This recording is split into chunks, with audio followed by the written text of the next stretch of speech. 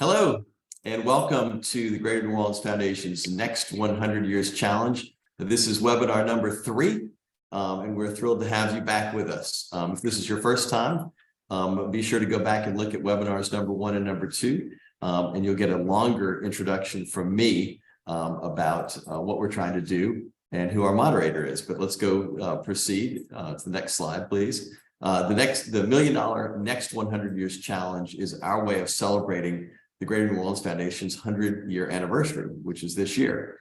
And what we're trying to do is ask ourselves, what can we do in the next 5 to 10 years to position our region for success over the next 100? And improving our resiliency is at the top of that list. So we've set up a regional competition with the 13 parishes that you see in the map here. And that regional competition is designed to inspire nonprofit and government partners to develop great ideas for infrastructure improvements in all 13 of our Southeast Louisiana parishes. Next slide.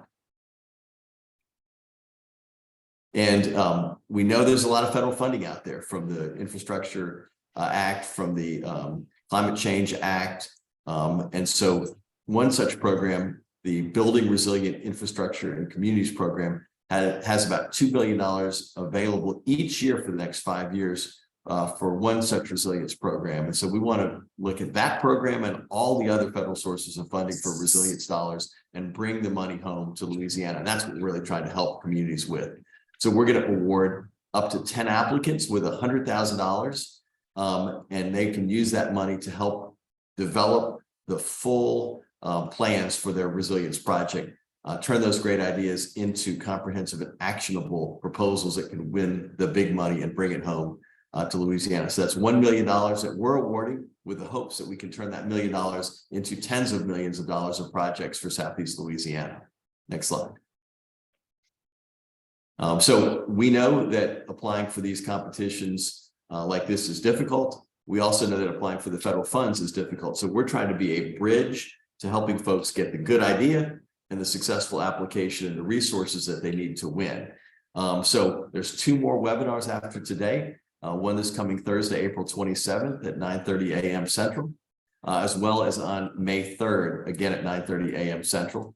And then be looking for notices for us about the in-person design sessions, May 9th, 10th, or 11th from 9 to 4 p.m.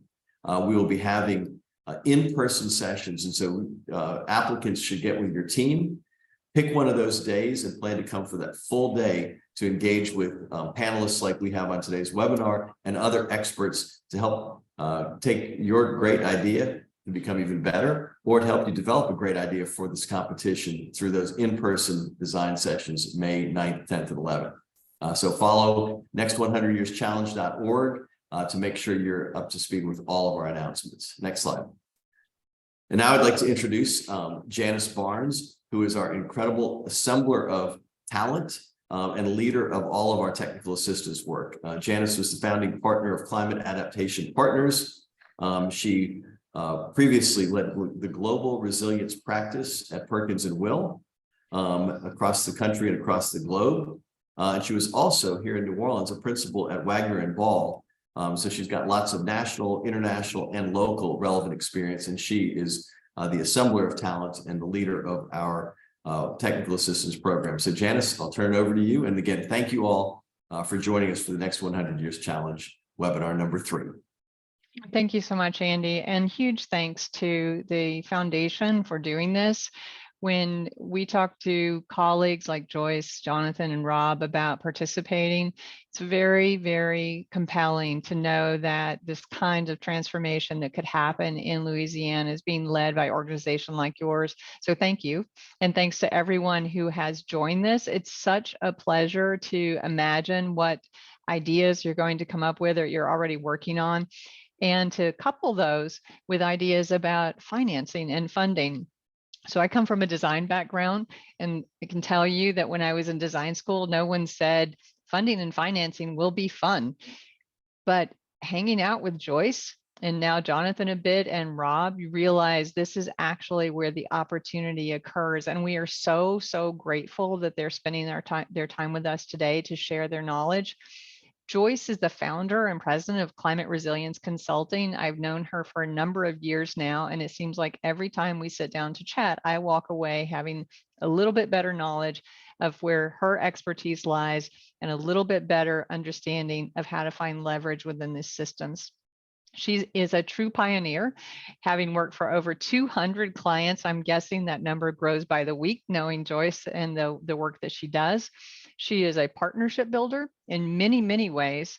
And the knowledge that she has is so applicable and so approachable. I'm just super grateful that she and Jonathan are here today to share that with us. And Jonathan, who's the Deputy Director of Resilience Services at Climate Resilience Consulting, had the real pleasure of working with him at the National Adaptation Forum and seeing Jonathan in action and understanding how comfortable he can make what is a complicated and complex, necessarily so, conversation really inspires me to and helps me to keep that excitement about working on funding and financing. He has a lot of expertise in issues that affect communities like yours, not only the municipal planning for climate resilience, but also how to think about public health, which we'll talk a little bit more about with Vijay LeMay on Thursday. And Rob Moore, who I've known for a number of years, is with National Resource Defense Council and Natural Resources Defense Council. He works on a range of issues related to water, and Rob and his colleagues at NRDC have been collaborators on climate resilience, health, finance funding, the BRIC program for a number of years. We are so grateful, Rob, for your participation today and for your colleague Vijay LeMay's participation on Thursday. We'll talk a little bit more about that then. So it's important in these introductions that you have a sense of the background of these individuals because they're bringing so much, and we just encourage you to kind of stalk them on LinkedIn and enjoy the opportunity to hear from them today. I'm going to switch over to a little bit of housekeeping. We're going to have you all muted, so please do use the chat, ask questions as we're going through. It's important that we hear where your questions are so that we can get the support to you that you need for the competition. If you have any challenges, the number on the screen here, which we can put in the chat, allow you to listen in case the network decides it's not going to behave properly. Also, as Andy mentioned, you have the website at Next 100 Years Challenge. And if you're having any difficulty with the sound, you can turn on your closed caption using the CC button at the bottom of your screen. So I want to now turn this over to our experts. Jonathan will begin and then turn to Rob, and Joyce is going to be running a sidebar within the chat. So please engage there as well. I'll turn this over to Jonathan now. Thank you. Thanks, Janice, and thanks, Andy, for inviting us out here to speak today. We're excited to get down into the weeds on public funding and private financing. I know sometimes that people's eyes glaze over when you hear funding and financing, but we find that this is really where the secret sauce gets made for all the resilience projects out there, and we're here hopefully to bring a little bit more clarity into these issues. But if you have any questions at all as we go through this presentation, of course, just like Janice said, feel free to put them in the chat or call them out, and we'll try to get to as many as we can. And so today we'll be talking about the basics of local government finance, the types of public funding, the types of private financing, what blended financing is, and then how do you prepare projects for funding and financing, really by centering resilience and embedding equity. We'll do a little bit of a check-in, and then we'll do a deeper dive into federal funding for community resilience projects. So to kind of start out with the next slide, we know that local government is part of a financial system with private and public monies flowing into and supporting government projects. And really, when we talk about public funds, we are talking about really money that does not need to be repaid, kind of like a grant. You use these monies to generate revenue. They could be taxes or fees or charges, different kinds of mechanisms. When we're talking about private funding, we usually mean money that must be repaid, kind of like a loan or a debt on a municipal bond. These money can come from capital markets, bank loans, direct equity investments, sometimes through philanthropic funding, though oftentimes that funding goes through community organizations first, rather than municipalities. But a lot of different kinds of funding that come into government to help folks get out there and meet their climate resilience needs. So next slide. We'll get into the different types of public funding. And so we can use public funding to generate revenue specifically for resilience. There are 4 common ways that this happens: utility rates, dedicated tax revenues, insurance surcharges, and of course fees like tourism and recreation fees. Utility rates are the most traditional approach to generating revenue. And you tap revenues by adjusting rates. Sounds pretty simple, but really when you're using these rates, usually these rates are related to the utility's purpose. So for example, with stormwater utilities around the US, they raise rates to pay for flood prevention improvements. With electric utilities, this can be done through rate setting through different regulators. When you're talking about utility rates, and of course also bonds sometimes, the best part about this is that you spread the costs around a large number of people, a large number of payers. And so when anything needs to be increased, the cost per person can be minimized. But when you were going through all these different types of funding mechanisms, also keep in mind that sometimes when folks are looking at their utility rates, since the cost is spread out so much, individuals might not be able to see their own costs directly tied to the benefits of resilience that you're using their money to build. So sometimes there's a little bit of a communication that needs to happen in between as well. And we'll get to what that might look like a little bit later. But moving on to what dedicated tax revenues are, sorry, the second piece of the last one. Funding can be sourced from property taxes, sales taxes, special districts, or tax increment financing. For example, in Georgia, the Outdoor Stewardship Act dedicates a portion of existing sales and use taxes on outdoor sporting goods to support clean water and land acquisition projects. And this happens across the state. You can use taxes directly for resilience projects. Insurance surcharges are trust funds where money comes from a surcharge on certain lines of insurance. And this can be property insurance or casualty insurance. And really, it just adds an additional pool of funding for your resilience funding and finance. Here, Goldman Sachs did a lot of work on insurance surcharges through their investment banking division. And it found that, for example, in New York State, we have property, casualty, and title insurance that has roughly $47 billion in 2017. If you put just a 2% surcharge on that amount, you would raise $950 million annually. And then from a consumer standpoint, from the guy on the ground, homeowners would only pay $26 annually on your insurance bill, your homeowner insurance bill, of $1,300, or they might pay $24 on an annual bill, a car insurance bill of $1,200. So you can raise a lot of different money by just putting a surcharge on insurance. And this kind of ties into that last little bit there, the tourism and recreation fees. It's self-explanatory in a certain way. You're collecting fees on voluntary programs, on revenue from tourism and recreation programs by collecting parking tickets online, or voluntary programs to register for recreation programs. Maybe you're creating property tax accounts online and charging a fee to that. And of course, this is another way to kind of insert revenue into the stream. Yeah, maybe we can move on to the next slide now. If anyone has any questions, of course, feel free to ask in the chat or come on and ask aloud too. But the other way that you can use public funding is to incentivize action and mitigate risk directly. And we see this through a couple of insurance methods. So we can look at insurance of tax incentives. And so this we use to lower premiums for resilience building, or to exclude what are called qualified disaster mitigation payments from income that's taxable.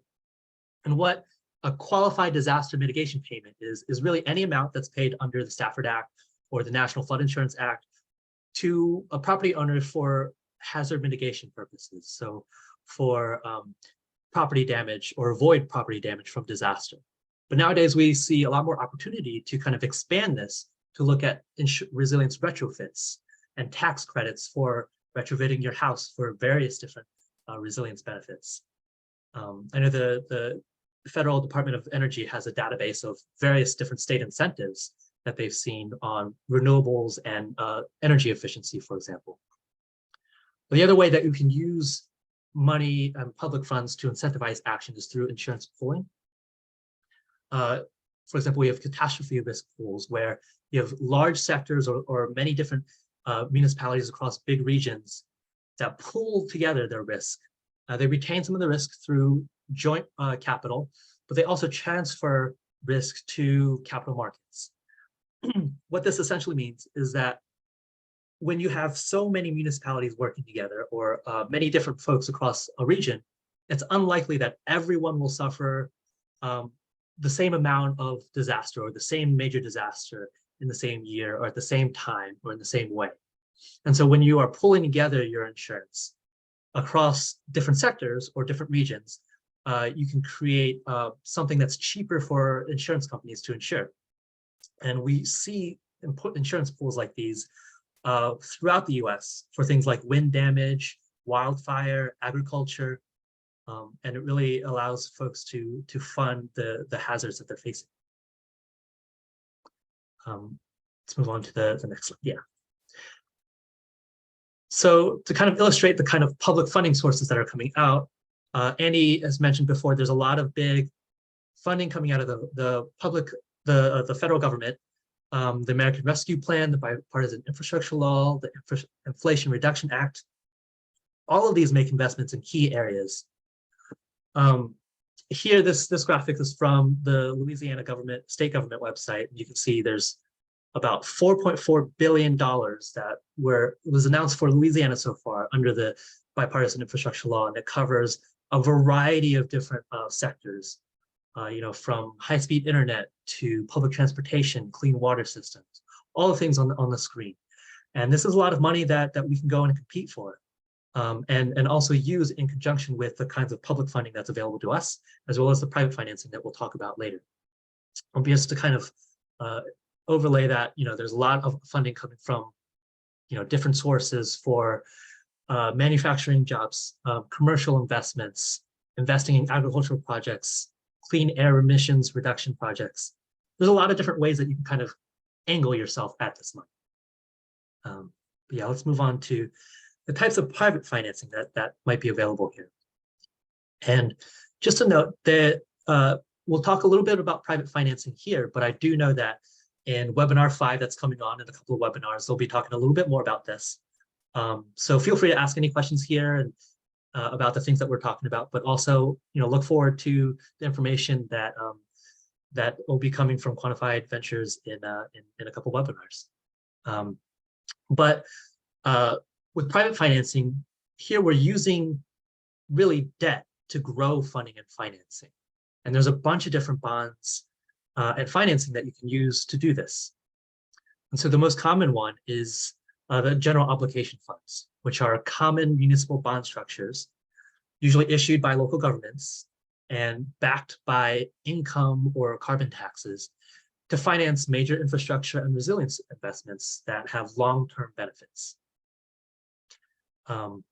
Revenue bonds, they're very similar to your income or carbon tax backed general obligation bonds, except for in here, you're not using that tax to pay the bond.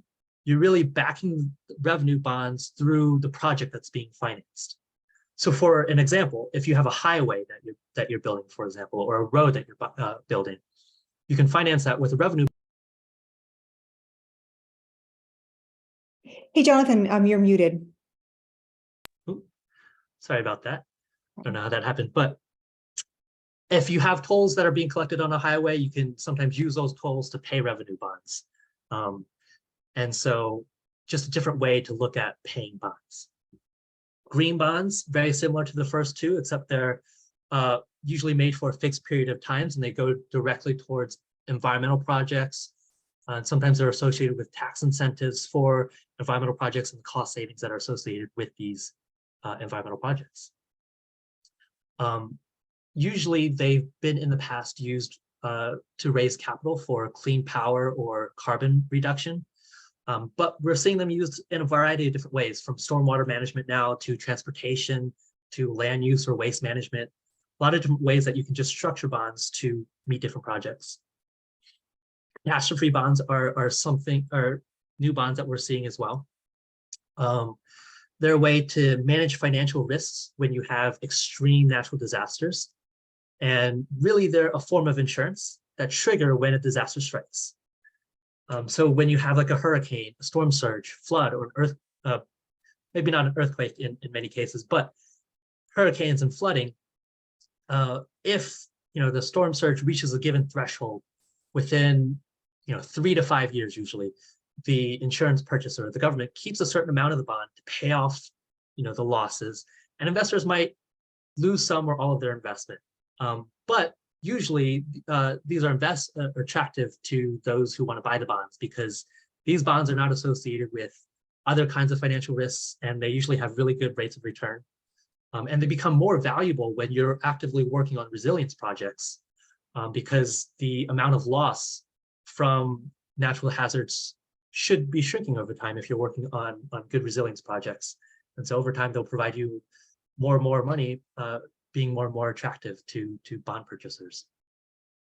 And the last little bit here is the tax incremental financing. And we mentioned this before in the tax section, but it's a method of financing a project in an area based on the idea that you think that your project will raise property revenue or property tax.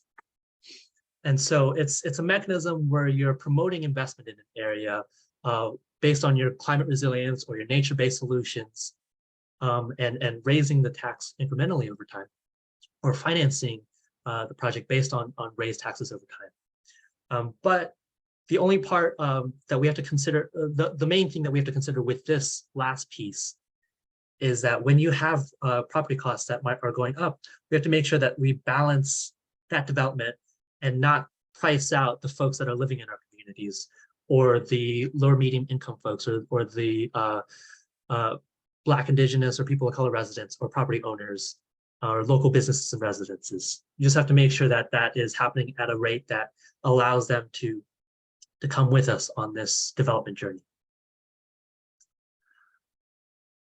In this next slide, we see there are different ways to use private financing to explore and incentivize private investments. Again, this might come back in webinar 5, but happy to kind of touch upon these right now in just a quick briefer. Environmental and social impact bonds, another type of bonds, but these are where the financiers pay a bond, and the bond is paid back if your metrics, pre-established metrics, are met. Basically, it's a pay for success approach, or a performance-based contract for those of us out there are running businesses, and it's privately financed. You're paid back if these metrics that we meet are met. Trading schemes are another type of private finance. These involve private funding and private property. And really, it's a mechanism that local governments or regional governments or parishes or the state might have. And it includes offsets where developers might manage stormwater or some kind of green development on a property to meet regulations across many properties, or to trade credits across markets. And developers or government agencies can purchase these credits on the market to kind of make sure there's enough going around. Government can work with private partners in public-private partnerships. This is a way to bring private expertise, private capital to the design, the construction, the operation, or the ongoing maintenance of something that's publicly owned, a facility or a park or a project that's publicly owned. Public-private partnerships often might need some enabling legislation to run through your legislature or your local council first. But there are huge regional examples out there, including where I'm calling in from the Chesapeake Bay. It's this kind of public partnership has crossed state lines, and really doing a lot of good work over here on our waterways. The last kind of bit of private financing that we'll cover is infrastructure based. And these can be used to coordinate infrastructure development and investment. And really what it does is it centralizes infrastructure planning. All the money that's coming in from the state, from federal governments, you can coordinate that and finance different kinds of resilience projects. And you can leverage funds to encourage private financing in various different resilience projects that you have. In Louisiana, there's the State Transportation Infrastructure Bank, but there's also potential to do infrastructure banking at a parish scale or a county or regional scale as well, if you can pool that and get together with some neighbors to figure that out.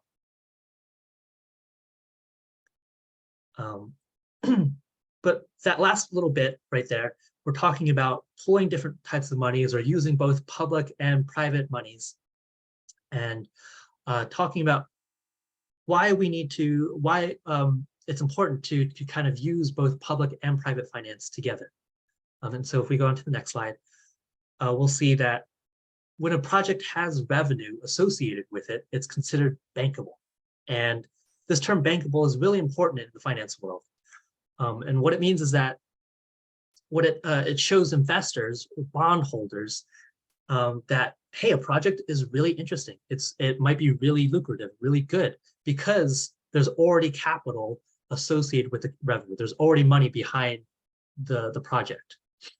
And so if you have revenue generation, taxes or fees, or if you have incentives behind the project that you're doing, or maybe you are demonstrating how risks have been mitigated through this project, or significant cost avoidance by doing this project, a lot of that will generate interest and help make your project more bankable.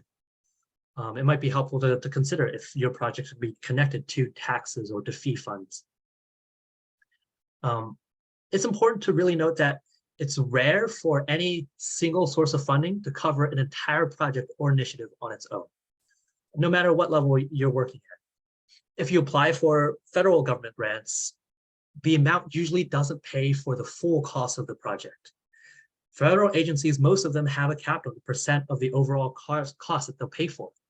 FEMA, for example, generally only pays for 75% of your project, and it leaves the applicant to come up with the other 25%, and what's usually called a non-federal match. And so that match could come from private sources, from revenues, from bonding, from loans, from state funds if you have them, any source of non-federal funding. We usually have to use them together. And at the same time, public, so we're having this back and forth of private financing wanting to see public funds being used in a project, and some public funding and state or federal funding looking for other sources of funding to make sure that everything is working together, that you have multiple streams of revenue, that things will be covered no matter what. And so using both public and private financing together is what we call blended financing. And you can use this to cover different parts of a project, from your design to your implementation to your monitoring. And it might be best to take a look at, maybe certain sources work better in different parts of your project. Certain sources are better for design, or certain sources are better for covering the maintenance fees. Let's go on to the next slide and take a look at how we might do this. And so, at the heart of it, blended finance is stacking a variety of different funding and financing sources. Again, you might have, for example, philanthropies covering your community outreach campaigns, while you have energy retrofits covered by utilities or aided by energy rebates. You want to incorporate innovative funding mechanisms in here. All of the ones that we talked about before, and of course, you can always go back in the recording here or the PowerPoint from this session to take another look at them, or look towards webinar 5 for more funding mechanisms to cover here. But often, as local governments, we want to work with partners on strategies that cover the type of funding or financing to pursue, and especially what time to pursue these. So we can engage our colleagues in the finance or legal aspects of our local governments. We can engage investment firms or other organizations to talk about what finance mechanisms have they seen, or what existing things are out there that we can use. We can reach out to regional partners at the parish level or the state level to look at what grant opportunities are coming down from the federal government, or that they're looking at from larger entities. You might look to your chief financial officer to really understand where your parish or where your local government is making money, or your sources of money are, and how can you use that in conjunction with other sources of money. And then in the end, oftentimes we look at debt as this really kind of dirty word that we don't want to get into. But sometimes you have to fight the urge to completely shy away from debt financing. And there are good reasons to use debt financing in some ways. You know, sometimes you have a large infrastructure and development project that requires upfront capital, a lot of upfront capital, and you can use bonds or other kinds of loans and debt to really pay for that. If you have loans or bonds that are over a long set of time, you're really collecting fees through many, many users, through years and years, and spreading the fees from not just people who are using, you know, your government services now, or resilience parks or other assets now, but also folks might be using that 20 years into the future, 30 years into the future, and paying, you know, for the cost of the maintenance or the construction of whatever asset you're talking about. And so really, when you're looking at blended financing, you're looking at public financing and private financing. How can you use them together to pay for all parts of a project? There's a lot going on here. And so if you have any questions, I know Joyce has been sending a lot of other information in the chat, but please feel free to send any questions you have in the chat as well. We'll try to get to any of those. Let's go to the next one. Yeah. And so how do we actually prepare our projects to make sure that we can fund them? It's easy to say that there are public sources of funding out there, private sources of funding, but how do we really get that money to us? And this is a little bit of a spoiler, but really we're centering resilience here, and we find that most successful projects embed equity while centering resilience. And so we'll talk about how to really do that. But really, why are we talking about equity while centering resilience? A big portion of this is that, to be honest, federal funding comes with a lot of equity requirements. Justice 40 is a program and initiative that was started in 2021 that aims to provide 40% of the overall benefit of federal investments in key areas to disadvantaged communities. That's a lot of money. And these key areas are things that we might be working on in our municipalities. There might be clean energy and energy efficiency, clean transit, affordable housing, training, workforce development, clean water infrastructure, things like that. We see that, you know, FEMA has also incorporated various benefits that are like these into its benefit cost analysis tool that it uses in analyzing, you know, the feasibility of projects and their grants. There are some changes that came to their benefits cost analysis recently that help better center equity and nature-based solutions in the kind of things that they're looking for. And of course, as we said before, federal funding can be important streams of revenue that allow you to get those private financiers on board. At the same time, federal money requires you to look at, you know, funding sources that touch upon, that also want equity, you know, outcomes. They require non-federal matching funds. This is that interlay. We have to have private financing and public funds together, and we have to make projects that appeal to both public funding and private financing to finance a project over your entire lifeline. And of course, we wanted to list, there are really good social reasons to embed equity too. You're building community trust. Eventually, you might decrease demand and the cost for your social safety nets. You are creating long-term community vitality by ensuring that your projects really meet community needs. And of course, the Louisiana Climate Action Plan explicitly has portions in there for equity pieces. And so this is where you're looking to, if you're looking for state funds, or if you're looking for matches for federal funding often. Yeah, and so we have 4 different actions or policies that you can use to kind of pursue resilience and often embed equity into your projects. The first is to use multi-scale cross-sector partnerships to increase your capacity to work on a project or to apply for a project. And we often might be doing this already. But just to recap, we're leveraging supportive partnerships, either folks in other agencies in your municipal government or your community partners, other jurisdictions around you, or even private sector firms and funders to work on a resilience project with you. Sometimes you might be working on facilitating community engagement. You might be, ask someone to help you identify or quantify risk. Working with others will help you improve your bankability, and sometimes working with a lot of other folks that are looking at the same thing. If you can pool your funds, you might access larger pools and larger funds out there as well. But most importantly, we're here, don't be afraid to reach out to community partners to really help you co-develop projects. There's a lot of examples out there of local partners that are doing this, and it's especially important for federal funding because it gives you bonus points when they're looking at equity-based issues or community-led initiatives. And so the next slide really touches upon that. Co-developing climate resilience projects with your community residents. And this doesn't mean just informing them or seeking approval, which is more to the left side of the graphic you see, but really to collaborate and partner with your community members. That's to the right side of the graphic.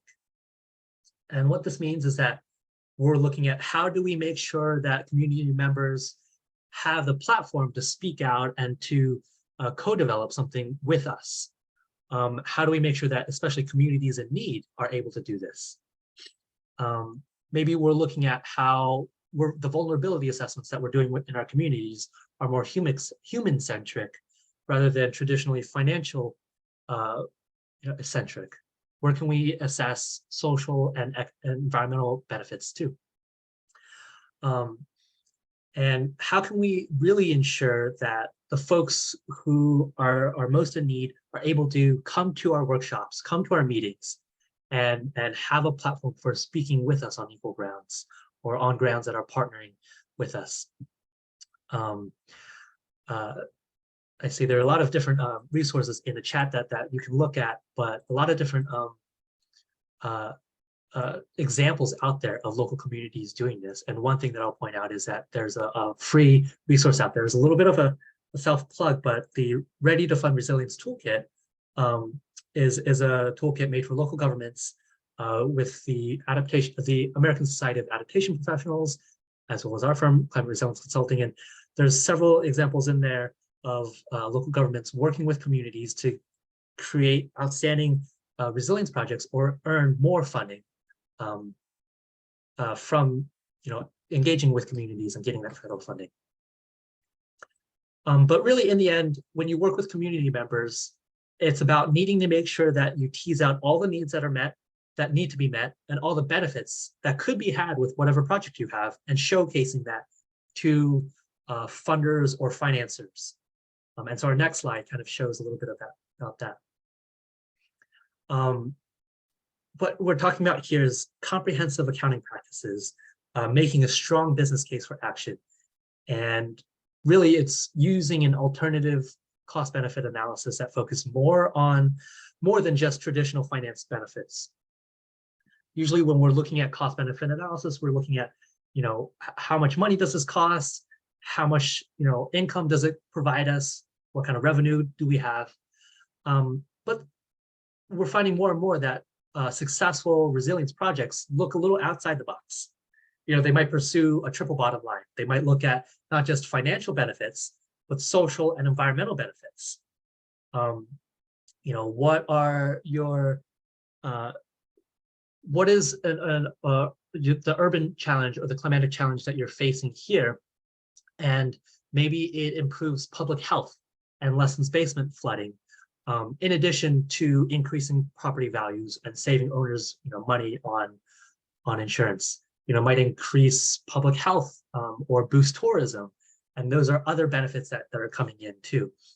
A lot of different ways to look at benefits outside of just how much money does this cost my local government and how much money is coming in from the grant.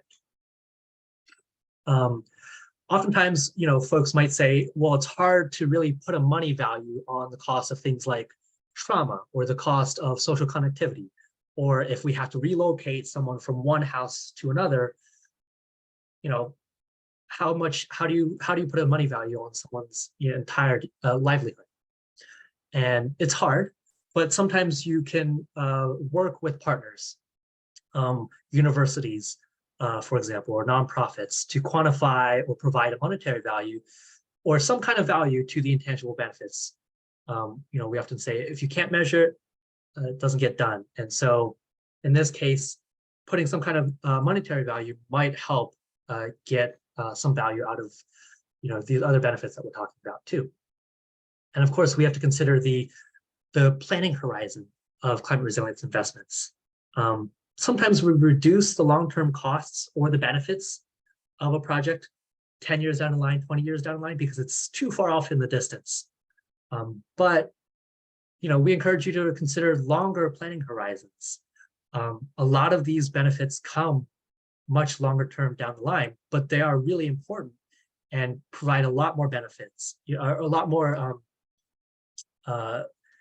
development, for example, for your community. You might be creating some jobs or creating a project that will create more jobs. Or, we're looking at things like education too, for example, that will have a snowball effect later down the line. And the longer your timeline, sometimes the more benefits that you can see in an exponential manner. And then the last thing that we encourage you to do is to intentionally center equity.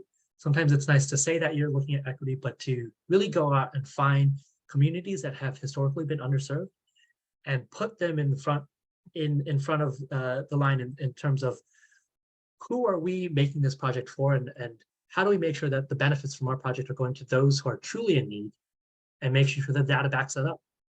And that will help show funders and financiers that your project is doing the most good that it can. And so what we're looking at here is really assessing your project, which is the last action policy that we're talking about in the section on the next slide. And here, a lot of this comes from Resilience Metrics, which is a site that the great Susie Moser has put out there. But just to kind of touch on briefly in our site here, or in our presentation here, we're looking at bounding and assessing the context of your metrics. So when you're looking at how do we make sure we're having impact, or how do we make sure that our project has impact, we want to clarify the scope of our resilience effort and make sure that what we're doing is on a current problem, is meeting stakeholders that are most in need, who should be at the table, who should be part of the project, and how long are we looking at for this project. We want to vision success, and what that means is knowing, gauging success by knowing what that means to not just you, but to the stakeholders involved, the community members, the funders, the financiers. How do we make sure that what we're doing really meets that vision first? And then looking at indicators or signs that a particular set of actions that you're doing are meeting that vision that we have, or are making progress in the right direction. And so indicators might be things like damage to homes, or we want to make sure that the food supply for the folks in our communities are uninterrupted during storms. Then from there, we look at selecting indicators and identifying metrics with those indicators. And metrics are variables that can be measured if they're quantitative, or tracked if they're qualitative, that represents the indicator. So if you're looking at, protecting people's lives, are you looking at the cost of the damage that's happening, the amount of homes that are being affected by a flooding, or the amount of households that you're able to reach with this project? What kind of numerical or sometimes qualitative, if you're looking around and gathering observations or conversations from folks, how can you really measure if you've reached that success point that you've identified from your indicators? And really you're prioritizing investments in line with the greatest risks there. Monitoring resilience projects and evaluating the effectiveness long-term in this monitoring and process. Resilience metrics should serve as guide rails, and they should really, let you know what's required to reach your vision, what's the progress being made, and down the line, if there are any course corrections that you might need to make. Sometimes, you find that something isn't quite as strong as you need to. How can you change your project a little bit to make sure that it's better? And how can you find, the data or the interviews or the conversations that you need to have to make sure that you're on the right track? And when you're making projects, sometimes the most important thing that you can do is also look at securing capacity or resources to make sure that you can do continuous reassessment, or to ensure that ongoing monitoring lies in your scope for funding and financing. You have the money, you have the capacity to go on and keep on looking at if your project is reaching its goals. Okay, so I did a lot of talking just now. I know there's a lot of information, and of course, there's a lot more conversation happening in the chat. But at this point, I think we want to throw it back over to you all to take a look and at what you are working on.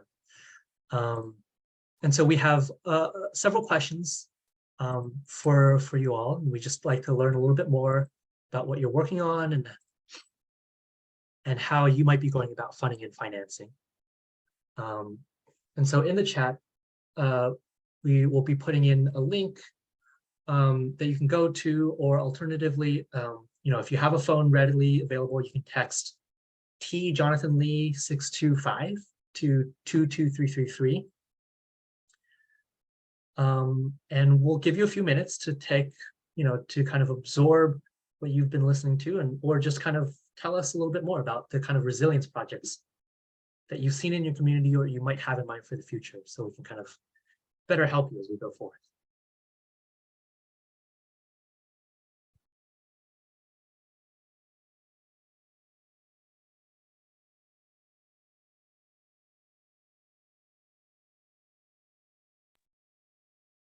And for those of you who may not be able to do either of the online or on the phone, just so you can think about them internally with yourself, we're wanting to understand better what kind of resilience projects you've already worked on in your community, or also what you have in your pipeline, either your vision pipeline or something that's actually on paper already. And based upon what Jonathan pointed out, that partnerships are so vital to making this work, from the get-go of community engagement to the blended finance opportunities to knowing who to call when you have to figure out how to float a bond, or working with your local government to do so. Thinking next about who are some of the partners from your state, your region, or your community that could really potentially be pursued as a partner on resilience projects.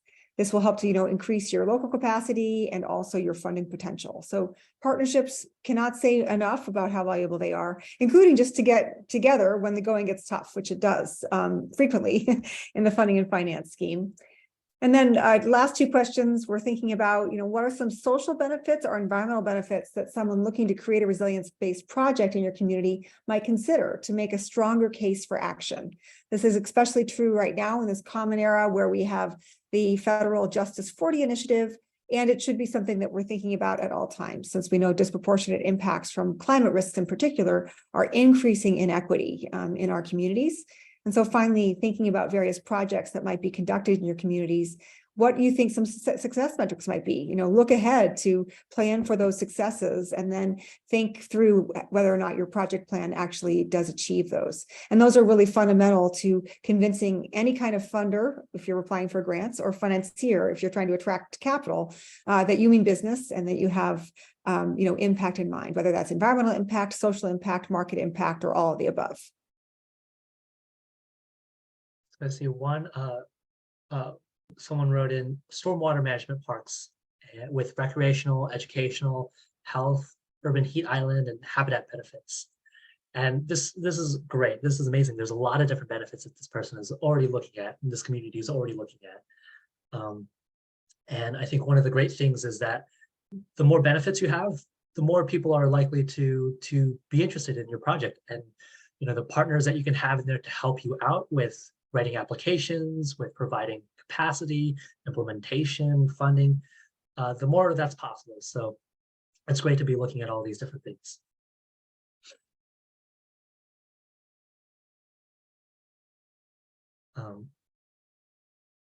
permeable pavement and alleys, drainage improvements, living shorelines. These are all projects that might be able to garner, some large federal grants too. I think Rob will be talking a little bit more about federal funding later, but a lot of different avenues for funding for the projects that are listed up here. It's a really exciting time to be having all this public support. Jonathan, I'm just conscious of time. I'm in the app right now. How do we go to the next question? Okay, so the next question, apologies for anyone who might have been writing their response at that point, but who are some partners that you might be looking at to partner on resilience projects? Or from our talk, who might you be thinking that you could reach out to? So partners that you might ask to help, write applications, to look for non-federal funding matches, to look at helping with community engagement, all kinds of things. And it may just be me, but I don't know in the app how you get to that next question. Do you have a recommendation? I think what it does is it has each question one at a time. So I think, let's see if this works. Oh, here we go. That whatever you did just now changed it. That's good. Okay, great.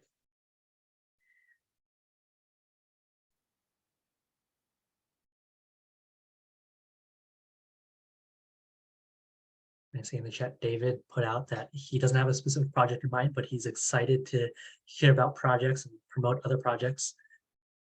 Partnerships already being made right here, right now.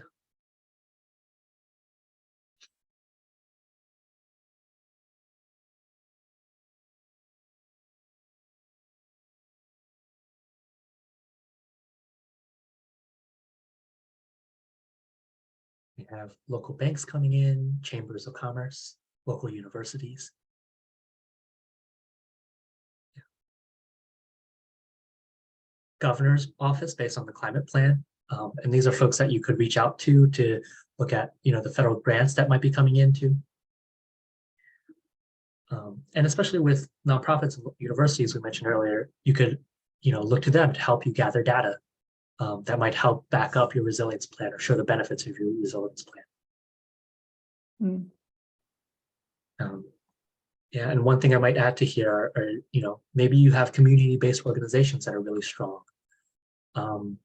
These could be anything from parent-teacher organizations to the local watershed group that goes out and helps clean up the watershed, the stream every now and again. They can help with, getting your community voice in there.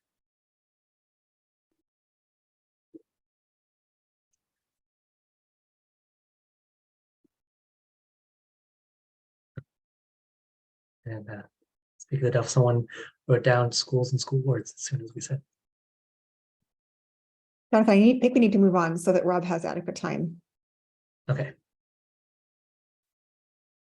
We'll try to get through these last two questions relatively quickly. I think we'll only have time for this question. Yeah. Okay. So this last one, looking at social or environmental benefits that you're looking to create. We mentioned some of these earlier, and someone else was had already mentioned that they're looking at a lot of different ones.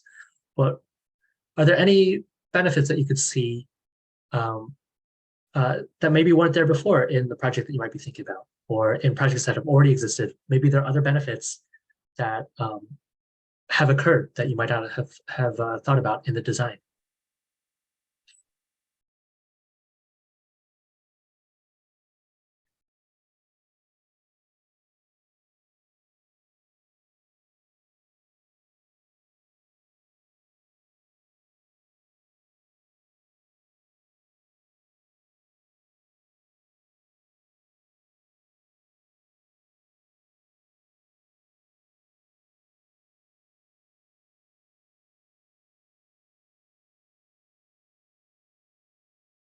We have reduced urban heat island effect, fewer flood loss properties and higher property values,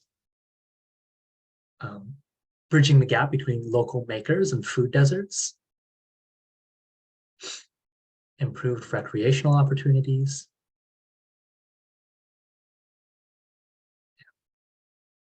a lot of great benefits out there, and community gathering spaces.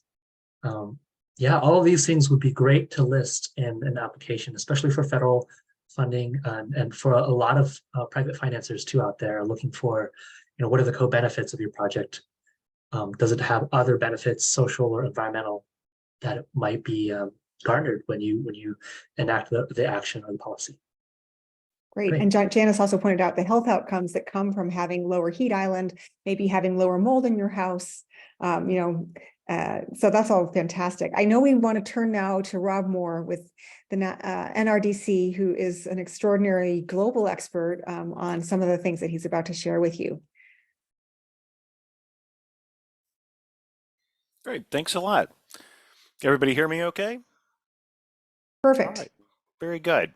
So you can go to the next slide. So we're going to be talking a little bit about grants, a couple of specific grant programs that are available through the Federal Emergency Management Agency, or FEMA, and hopefully the grants that are going to be made available through the Next 100 Years Challenge are going to set you up to pursue not only the universe of funding opportunities that Jonathan's opened your eyes to, but will also perhaps set you up to even go after some of the grants that I'm going to talk about right now.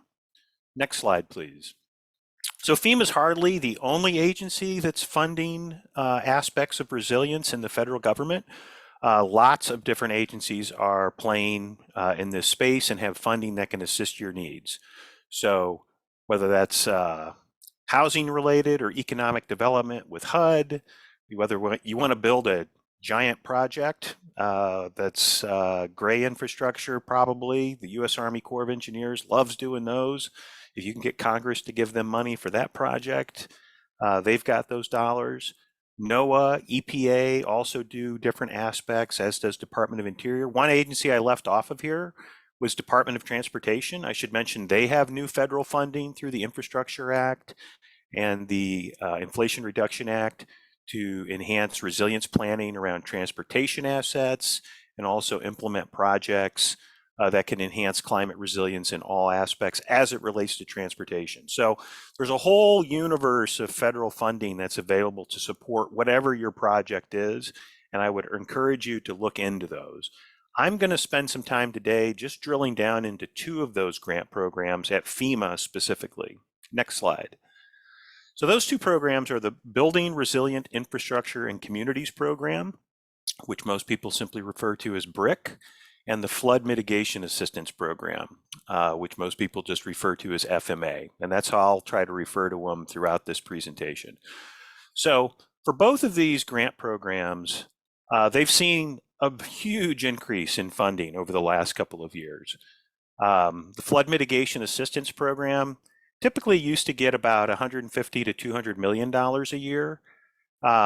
Thanks to Congress's appropriation through the bipartisan infrastructure law starting last year and going for the next 4 years, that amount has been increased up to $800 million annually, which is a fantastic increase that's going to be able to support a lot of communities and states' projects going forward.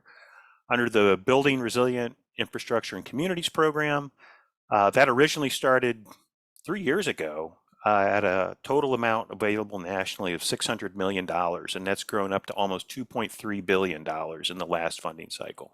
So there's quite a bit of funding available through both of these programs to state, local, and tribal governments. My apologies for omitting tribal governments on this slide. But these are grants that the applicants and sub-applicants must be a state, local, or tribal government. If you're a nonprofit organization, you're not able to apply directly for these funds, but you can help shape and work. You can work with a local government to design a project that you're part of, and funding can be applied for by that local government or tribal entity or state entity. So I just want to make clear who's generally available for these. So for BRIC, the $2.3 billion that's going to be available, 112 million of that is allocated to states and territories. 50 million of that is allocated to tribal governments. Those dollars are available to those states without competing with other state applications or territories applications or tribal applications. If the state can manage to fill out the application properly and the project meets the minimum criteria for FEMA funding, then that money is guaranteed. In the last funding cycle, there was about $1 million available. The current funding cycle, there's $2 million available. I'm expecting there'll be $2 million available to every state and territory in this coming grant cycle too. Then the big pot of money through BRIC is $2.13 billion through a national competition. That's where all projects submitted across the country are submitted, and they're all scored and prioritized against each other. And what FEMA judges to be the best projects are awarded a grant at the end of that. And I'm going to get into more detail about all of this stuff. The other thing it's important to remember on these, to keep in mind with federal funding and FEMA funding in particular, for any FEMA project, a grant from FEMA will cover up to 75% of the project costs. This is something Jonathan mentioned in the last presentation. For certain economically disadvantaged communities, under BRIC, you can get up to 90% of those costs covered. And I'll talk a little bit more about that later.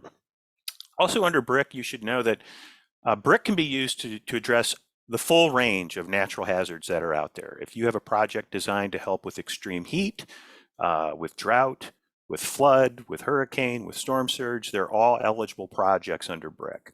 Under the Flood Mitigation Assistance Program, as the name says, it just cares about flooding. It just wants to help you deal with too much water being in the wrong place at the wrong time. So if you have a project that's designed for drought, the FMA program is not for you. It is the opposite of the drought mitigation efforts. So the Flood Mitigation Assistance Program, it has basically 3 pots of money, all of which are nationally competitive: $60 million for capacity building, $340 million for local community-based projects, and $400 million for projects that are really focused on individual parcels of land. And just like with BRIC, 75% of projects can be covered at a minimum.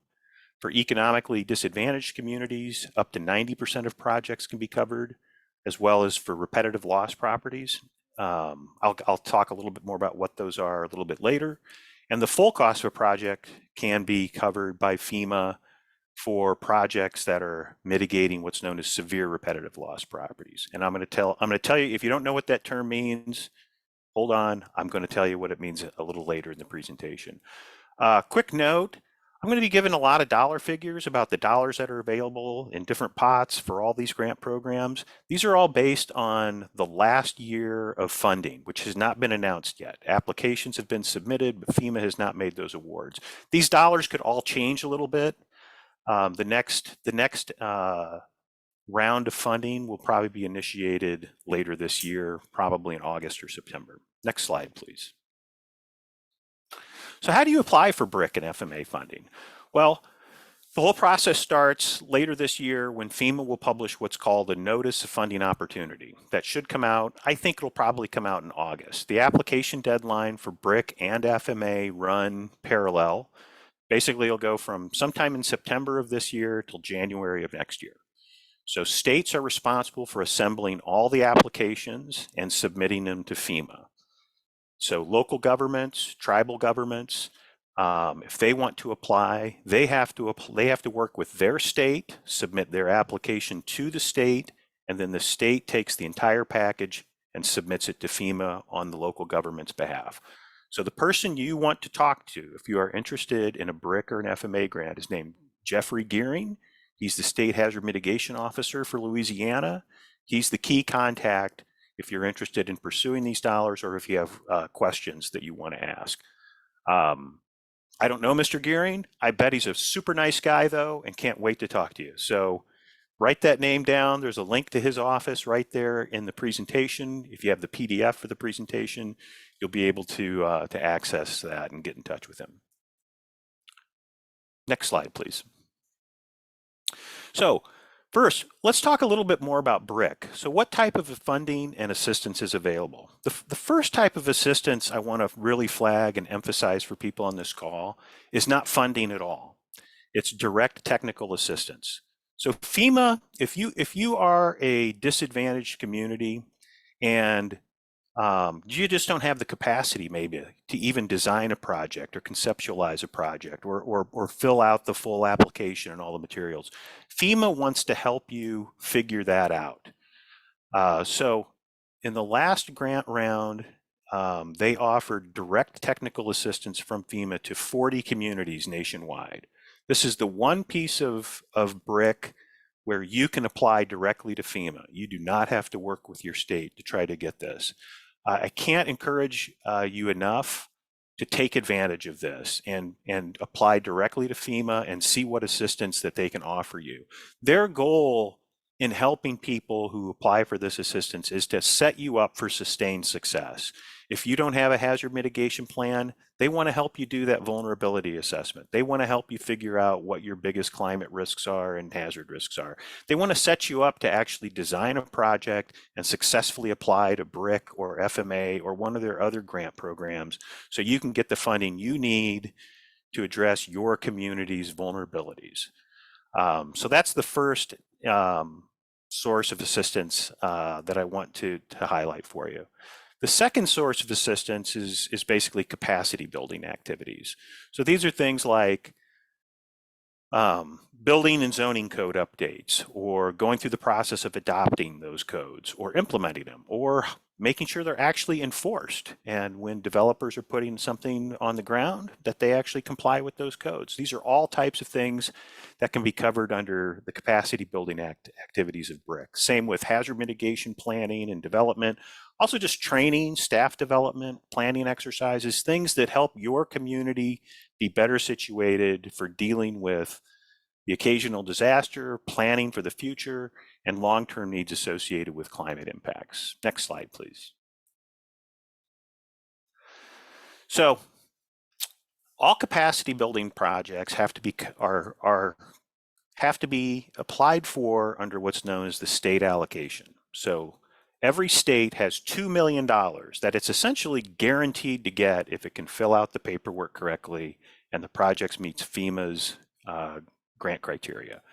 Unfortunately, all capacity building projects have to go under this $2 million, and that doesn't always go very far in a state like Louisiana. Louisiana has been very good at securing these dollars. They've secured almost the full amount of its state account allocation in the first 2 rounds of funding, which were about 600,000 and I think 1.2 million the second round. So if you have a specific capacity building need, I can't tell you enough. Talk to Mr. Gearing from that first slide. Tell him you want to get in you want your foot in the door right now for a capacity building project. Get yourself in the queue. Not only are capacity building projects required to be under this $2 million state allocation, the state can also put its own high priority projects in here as well. So you're kind of competing against other projects that the state wants to make a top priority. So you can also get your own projects in here too. So there's a little bit of lobbying you can do with your state hazard mitigation officer to get a share of this $2 million that's guaranteed to your state. Next slide, please. The other part of this program is the national competition. So in the national competition, every project that a state or local government or a tribe puts in is judged against every other state or tribe in the nation. And the highest ranking projects across the country are the ones that get the most funding. So Louisiana has had some difficulty. In fact, it hasn't gotten a single project funded through the national competition as of yet, through the first 2 rounds. Most of that is because of these technical evaluation criteria. So the technical evaluation criteria, basically FEMA uses to kind of say, yes, no, it's kind of a first cut. And the one that I believe is tripping up Louisiana is this top row all the way to the right. You'll see it says 20 points for building code effectiveness grading schedule. Louisiana, whatever that is, don't worry about what it is because Louisiana doesn't do it. So you guys don't get those points. So you already are at a 20-point disadvantage to the states in the US that do this. I think the state's building code also has some weaknesses that FEMA might be dinging you on as well, but you can make those points back up with the other categories, particularly underserved or disadvantaged community projects, projects that are following up from direct technical assistance that FEMA's provided in the past to you, and others of these technical evaluation criteria. Next slide. So this table on the right shows just one group of projects that's been applied for from Orleans Parish in Louisiana, and none of them have been selected. And that is the experience of every local government and state that has tried to get funding through the national competition in Louisiana. And it's because Louisiana is tripping up on these technical criteria, because most of them, I think the problem is around the building codes. However, don't let that deter you. Just be aware of that going in and make sure your projects emphasize the other technical criteria. You know, if you can earn those points with nature-based solution projects, projects that help disadvantaged communities, you can get yourself into the national pool and have your project judged on the merits. So that is happening in other states that have similar building code challenges. So don't give up on this avenue, but just know going in that you're going to be at a little bit of a disadvantage that you can make up. If you want to see a whole variety of projects that have successfully been funded by FEMA, I highly recommend checking out this document at the bottom, the mitigation action portfolio. So it has flood projects, drought projects, heat projects, all different types of projects that people have done, just to get you thinking about the diversity of things that BRIC can support. Next slide, please. Now we're going to move over to the flood mitigation assistance, or FMA grants. So unlike the BRIC national competition, where Louisiana has yet to be successful, Louisiana has been wildly successful in the FMA grants. If you look at the table to the right and the bottom row, Louisiana's gotten between 38 and 49% of all the money, not some of the money, of all the money available in the United States for the last 3 years. So that amount of money is going up significantly this year. So I don't know if you're going to keep that record intact, but let's try anyway. You can help make that record of success continue. So flood mitigation assistance, a couple things that are different about this from BRIC.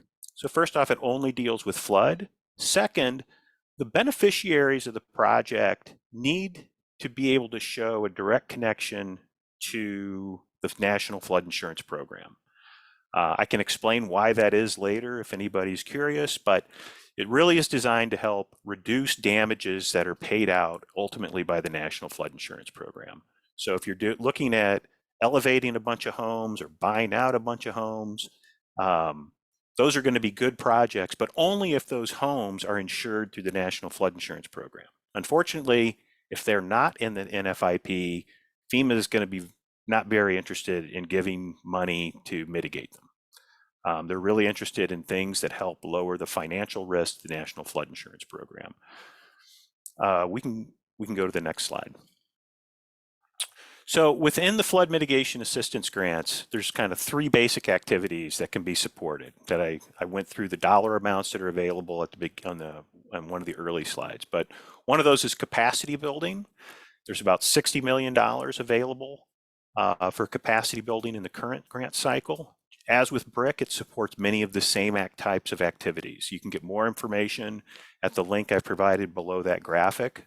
Gives you a little bit more information on what types of capacity building activities can be supported, and what kind of projects might fall into this category. Next slide.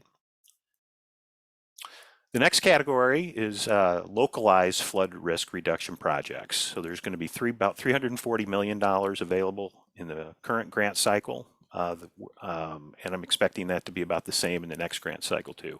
So these are projects that basically benefit a neighborhood or a part of a town. It's not just individual structures that you're identifying, but maybe you want to do a big bioswale, or you want to do a big wetlands restoration. It's going to benefit a lot of properties that are part of the flood insurance program, which is why it's eligible for this particular grant program, but it's going to benefit a lot of others that maybe aren't in the flood insurance program too. So these are things with wider scale, community benefits, neighborhood benefits beyond just a handful of individual homes that are specifically identified. Next slide, please. Then there's $400 million that'll be available for individual flood mitigation projects. So individual flood mitigation projects, you can think of like you're going to be identifying in the application the specific properties that are going to be mitigated with these funds. So if you can't just submit an application and say, we're going to try to buy out 100 houses, or we're going to try to elevate 74 homes without identifying them. You'd have to be able to say, we're going to buy out the house at 733 Chestnut Street, 735 Chestnut Street, 737 Chestnut Street. You have to be very specific. Like, these are the properties that we're going to do. And you're going to also have to have worked out with the owners of those properties that they actually want to see this done. You know, you don't want to apply for funding and then knock on the person's door and it turns out they don't want to be part of your project. So these are the types of things where community engagement, well in advance of actually trying to do the project or even applying for funding, is so important. Next slide, please. Okay, so that's just that's a very brief overview of FMA and BRIC. I can assure you there are volumes and volumes of guidance documents on FEMA's website that can answer just about any question and probably raise a lot more for you. But I would highly encourage you to look at their website and the guidance provided. But one thing I mentioned at the beginning of this presentation is you can get your cost share reduced for certain economically disadvantaged communities if that's where the project is going to be sited. So what does that mean? So for BRIC, you can go from getting 75 to 90% of your project covered by a federal grant if it's in an economically disadvantaged rural community. So that is a very specific definition in FEMA's statutes. And that means a community with a population less than 3,000 people, and that is economically disadvantaged by whatever definition the state uses for that term. The other way you can qualify for this preferential cost share is to be in a neighborhood that has a social vulnerability score greater than 0.6. So the map on the right is an example of social vulnerability scores for the area around New Orleans. So the social vulnerability scores you can access at this website that's in the caption below the graphic. This is a measure of social vulnerability that looks at things like race, employment statistics, the age of the population in that census tract. So these are all, I should have mentioned this at the top, these are all census tract based scores. So they give a representative score of the vulnerability of people based on a wide variety of social and economic indicators. So if your project happens to land in one of these blue or teal colored neighborhoods of New Orleans, as an example, then you may very well qualify for this preferential cost share. So that's something to be thinking about. And if your project is in one of those neighborhoods, you also are going to get the additional points in the technical review for BRIC that might help offset some of the building code issues that Louisiana has struggled with. I should also mention that under FMA, the same criteria applies, as well as you can get preferential cost share if you're mitigating a repetitive loss property. So that's a property that has had 2 or more flood insurance claims in recent history. And you can get 100% of your project costs covered for severe repetitive loss properties, which are projects that have experienced 4 or more losses that have been paid by the National Flood Insurance Program. So those are things that are really important to look at in the flood world. You want to see what those statistics are, see where those properties are, and if you want to focus your efforts on mitigating those properties, you can do that at lower cost to your community, and FEMA will pick up a much greater share of the project.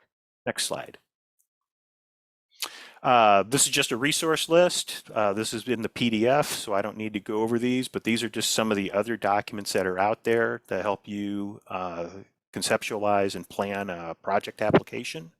Next slide, please. we're a little bit at time, so I'm going to pause right here. We can skip the next 4 slides, and if there's any questions that anybody has. Rob, this is amazing. You've got a lot of people very entranced. And one thing you mentioned, I think intrigued some of us in particular, a question from the chat that I received privately. Can you say a little bit more about Louisiana building codes and what it would take to bring them to a level that would make them, a little more in compliance? Well, so I just want to be very clear. I am speculating on what's wrong with the state's building codes. I would talk to the state hazard mitigation officer and get a definitive answer. But so Louisiana has a state building code. So that's the good news. So I live in Illinois. We don't have a state building code. So we lose these points right off the bat. Louisiana does have a state building code. However, one of the things I suspect that FEMA doesn't like about it is that there is a standard in there for new construction or substantial improvements to an existing structure. That building only has to be built so that it's right at the elevation of the 100-year flood as represented on FEMA's flood maps. The international building code, which Louisiana tracks in almost all other ways, requires that the lowest floor be 1 foot above the 100-year flood elevation. That makes it much safer from flooding. That dramatically lowers the risk of flood damages occurring.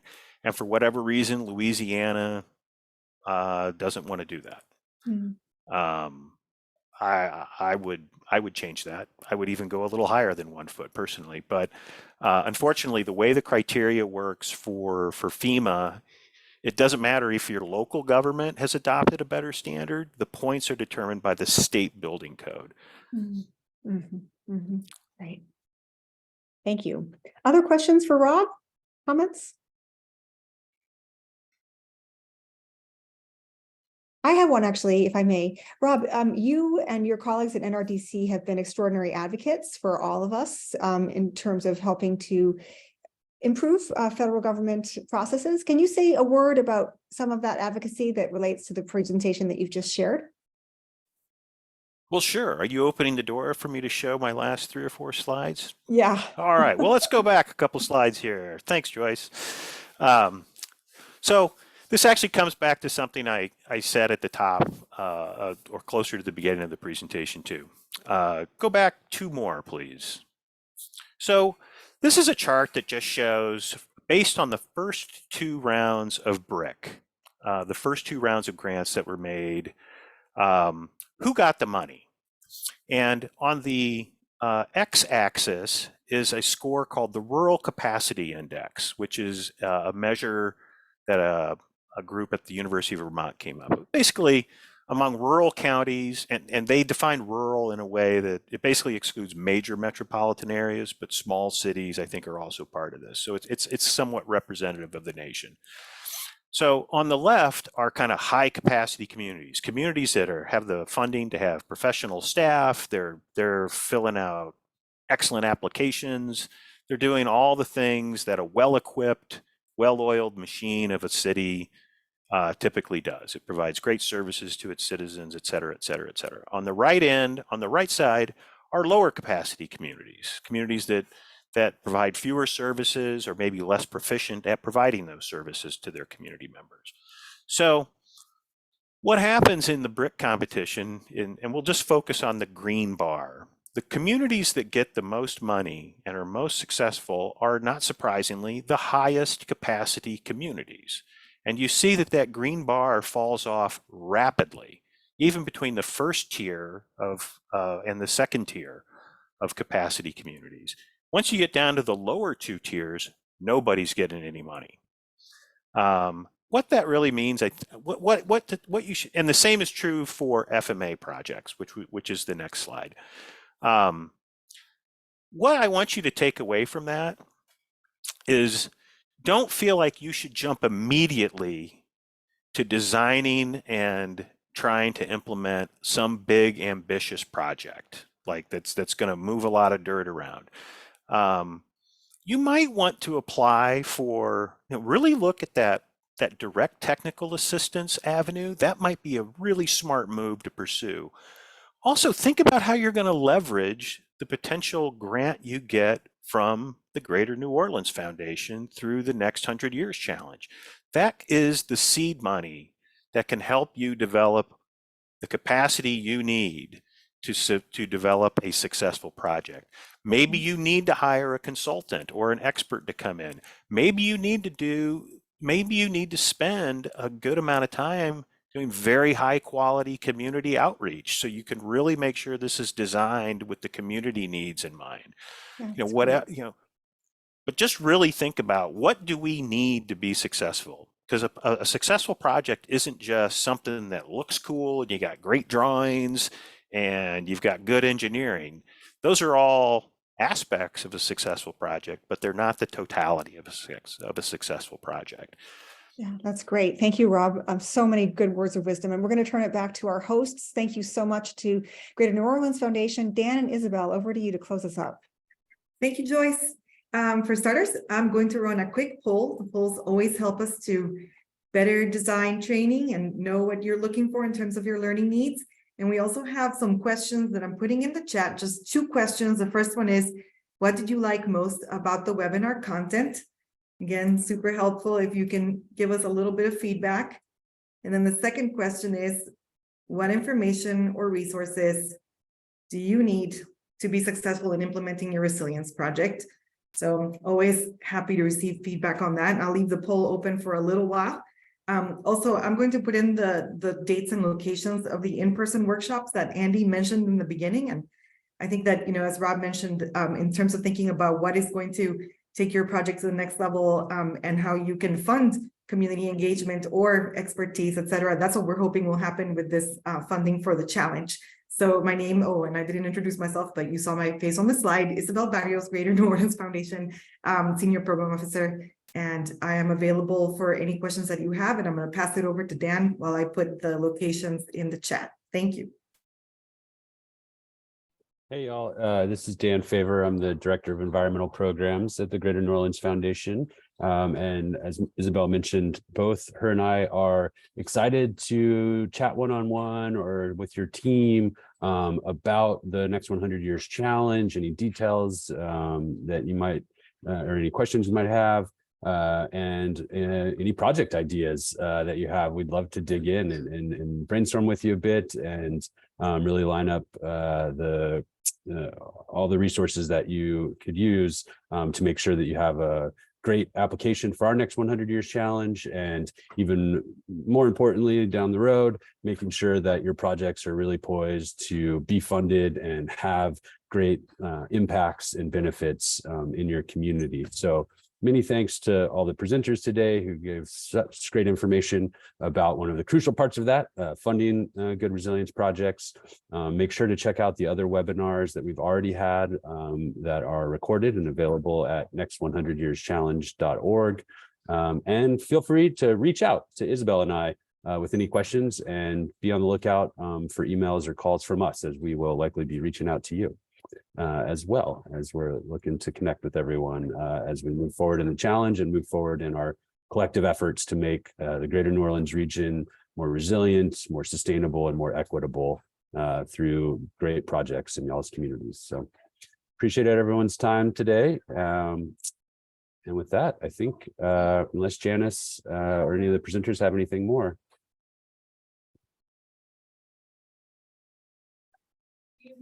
I think we're good. Thanks, everybody. Have a good afternoon.